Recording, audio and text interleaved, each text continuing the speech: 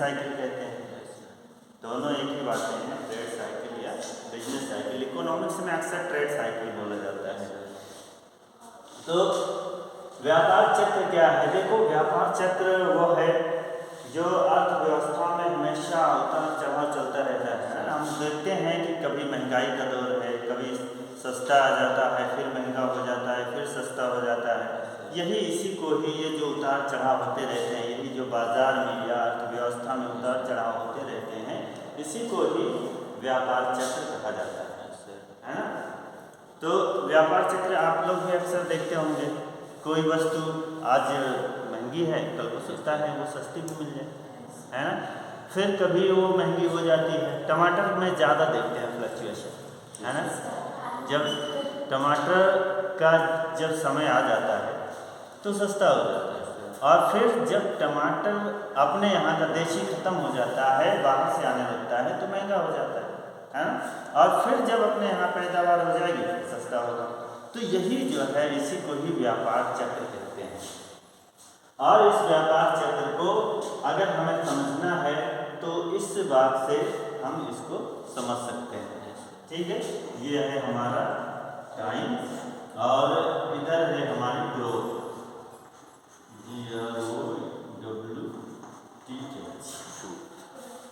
ठीक है, इसको हम समझ सकते हैं। और ये हमारी है इनकम लाइन, जो मार्केट की जो दो, देखो ये दो रेखाएं होती हैं।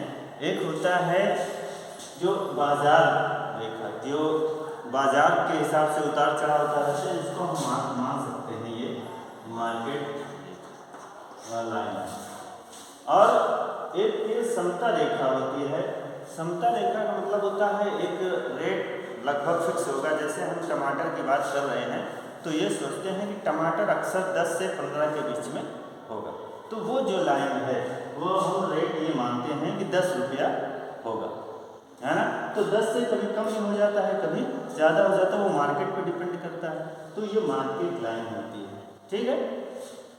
तो ये हमारी जो है समता रेखा को बताती है। इसको हम अभी तो समता रेखा याद है, फिर इसको देख लेंगे। तो अब इसमें जो मार्केट में उतार चढ़ाव होता रहता है, उसको अर्थशास्त्रियों ने कई स्टेप बनाए हैं, है ना। तो इसमें हम देख रहे हैं मेन 3 बने हैं, 1 2 3, है ना। लेकिन 5 हैं। कितने हैं? 5 हैं। एक 6 हैं, एक ये आता है बूम की पोजीशन, और एक ये आता है जिसको हम पूर्ण रोजगार बोलते हैं। पूर्ण रोजगार करने में होता है, यानी ये परफेक्ट एम्प्लॉयमेंट पॉइंट होता है। इसको भी हम ब्रेक इवन पॉइंट कहते हैं। और फिर सबसे नीचे आ जाते हैं, तो सबसे नीचे जो होता है वो हमारा सबसे लोवेस्ट पॉइंट होता है, यानी इससे नीचे मार्केट नहीं जा सकती।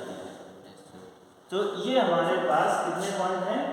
1 2 3 4 5 6 पॉइंट हैं। तो प्रॉस्पेरिटी क्या है? प्रॉस्पेरिटी का मतलब है, देखो अर्थव्यवस्था में बहुत सारी समस्याएं रहती हैं। जैसे हम एक एग्जाम्पल पढ़ रहे हैं, एग्जाम्पल एक ले रहे हैं।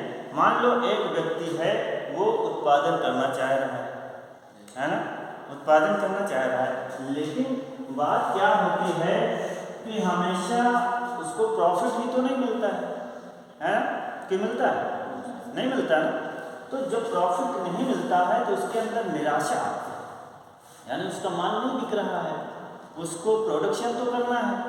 तो ऐसी पोजीशन में वो निराश हो जाता है ना, डिप्रेस्ड हो जाता है, डिप्रेशन में चला जाता है। फिर क्या कभी बैठा, लेकिन ऐसा हुआ कि बैंकों के पास जब देखो रिसेशन आता है तो बैंकों के जो कर्ज है वो नहीं जाता। मतलब उनको मेन काम तो बैंकों को कर्ज देना है ना, तो उनका जो है कर्ज नहीं लिया जाता है ना। जब कर्ज नहीं लिया जाता है तब उनको अपनी ब्याज दरें घटानी पड़ती हैं। ब्याज दरें जैसे ही घटाएंगे कर्ज लेने वाले लोग उनके पास पहुंचना शुरू हो जाएंगे। और जब उनके पास पहुंचेंगे तो लोगों के अंदर एक उत्साह बढ़ेगा। लोगों के अंदर नहीं, हाँ लोगों के अंदर भी कह लो, क्योंकि वो तो माल खरीदेंगे। जब माल खरीदेंगे तो जो उत्पादन करने वाला है उसको भी थोड़ा सा लगेगा कि हाँ अब हमारा माल बिक सकता है, तो वो फिर से प्रोडक्शन की तरफ चलता है। और जैसे ही प्रोडक्शन की तरफ चलता है वैसे ही ये प्रॉस्पेरिटी का पॉइंट शुरू हो जाता है। ठीक है, जब वो उसके अंदर जो निराशा का भाव था वो खत्म होना शुरू हो जाता है। जब निराशा का भाव खत्म होना शुरू होता है यानी एक आशा जगती है, उत्पादन के प्रति एक आशा जगती है, और यही आशा जो है प्रॉस्पेरिटी का पॉइंट लेकर के आती है। और ये धीरे धीरे बढ़ते बढ़ते बढ़ते बढ़ते एक समय ऐसा आता है कि ये अपने बूम पॉइंट पे पहुंच जाता है, सबसे तेजी के बिंदु पे पहुंच जाता है। तो यहाँ पे क्या होता है, जैसे ही यहाँ पहुंचेगा, यहाँ तक का समझ में आया ना? अभी इसका दूसरा पॉइंट फिर से आने वाला है। यहाँ ये जैसे ही यहाँ पहुँचा, उत्पादन जो है या जो ट्रेड है, जो बिजनेस है, वो जब यहाँ तक पहुँचा तब लगा कि अब तो प्रोडक्शन बहुत ज़्यादा हो गया। क्यों? क्योंकि इनको आशाएं बहुत ज़्यादा मिलती जा रही हैं। आशा इतनी, मतलब माल बिकता जा रहा है, बिकता जा रहा है, इसलिए प्रोडक्शन करते जा रहे हैं, प्रोडक्शन करते जा रहे हैं। तो यहाँ पे उनको वो अपने पीक पॉइंट पे पहुँच गए, बहुत ज़्यादा उत्पादन कर लिया। और जब बहुत ज़्यादा उत्पादन हो गया तो फिर लोगों के अंदर वो निराशा का भाव जो है वो जगना शुरू हो जाता है, माल बिकना बंद हो जाता है। और जब माल बिकना बंद हो जाता है इसका मतलब है कि बैंकें जो है यहाँ पर पहुँचने पर अपनी ब्याज दर सबसे ज़्यादा कर देती हैं, ब्याज दर बहुत बढ़ा देती हैं। और क्यों?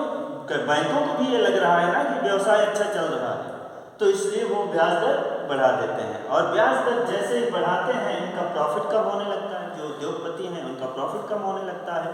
और जब प्रॉफिट कम होने लगता है तो वो रेट बढ़ाना चाहते हैं, वो रेट बढ़ाएंगे तो जो कस्टमर है वो कम खरीदेंगे, और जब कम खरीदेंगे तो लाभ इनका कम होना शुरू हो जाएगा। इधर बैंकों ने ब्याज दर बढ़ा दिया और इधर इनकी रेट बढ़ गए तो लोग कम खरीदने लगे, तो इनका दोनों तरफ से लॉस होना शुरू हो गया। और जब लॉस होना शुरू हो गया तो अब ये प्रोडक्शन को घटाना शुरू करेंगे। और प्रोडक्शन को घटाना का मतलब है निराशा का भाव जागृत हो चुका है और धीरे धीरे वो बढ़ आएगा। तो ये इसमें जो घटने की प्रक्रिया होती है उसको भी हम बोलते हैं रिसेशन, है ना, रिसेशन। और रिसेशन यहाँ तक आएगा, यहाँ तक तो घटना ठीक है, ये तो ज़्यादा था ना।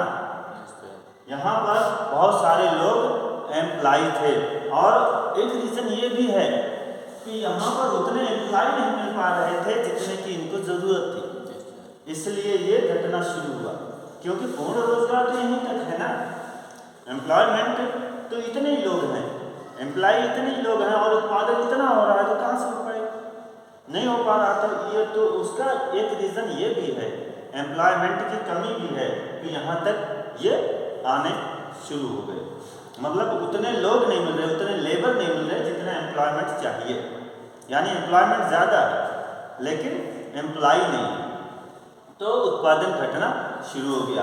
और यहाँ पे आने पर ये पूर्ण रोजगार की स्थिति है, परफेक्ट एम्प्लॉयमेंट, पूरी तरह से जितने लोग काम करना चाहते हैं सबको रोजगार मिला हुआ है।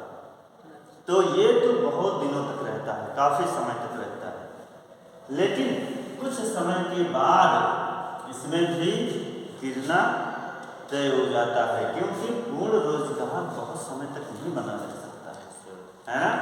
काफ़ी दिन तक बैलेंस रहता है, काफ़ी समय तक बैलेंस रहता है, लेकिन हमेशा नहीं बना रह सकता है।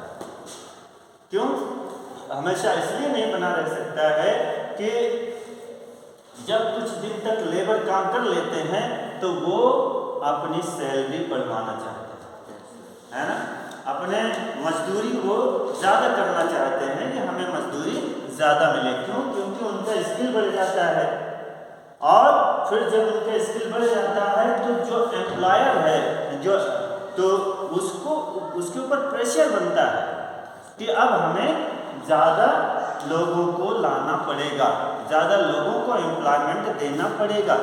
तो जब ज़्यादा लोगों को एम्प्लॉयमेंट देने के दबाव पड़ जाता है तो ये जो है अपना लोग छटनी करना शुरू कर देते हैं, और छटनी करेंगे। दूसरी तरफ बैंकों का ब्याज दर जो है वो बढ़ चुका है, पहले से ही बढ़ा हुआ है, तो इससे इनको क्या होगा, प्रोडक्शन इनका कम होना शुरू हो जाएगा, और यहाँ के बाद की जो स्थिति होगी वो इनको डिप्रेशन में ला देगी, है ना। बैंकों का जो ब्याज दर है वो ज़्यादा रहेगा, लोगों के जो एम्प्लॉयमेंट है वो लोग काम करना ही नहीं चाहेंगे, सैलरी की ज़्यादा मांग करेंगे।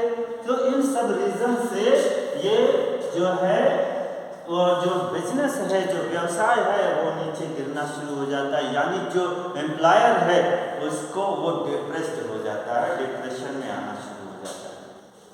ठीक है, तो डिप्रेशन में आता है, उसके बाद से फिर से ये प्रॉस्पेरिटी नहीं है, ये है रिकवरी। इसको क्या बोलते हैं, ये है रिकवरी।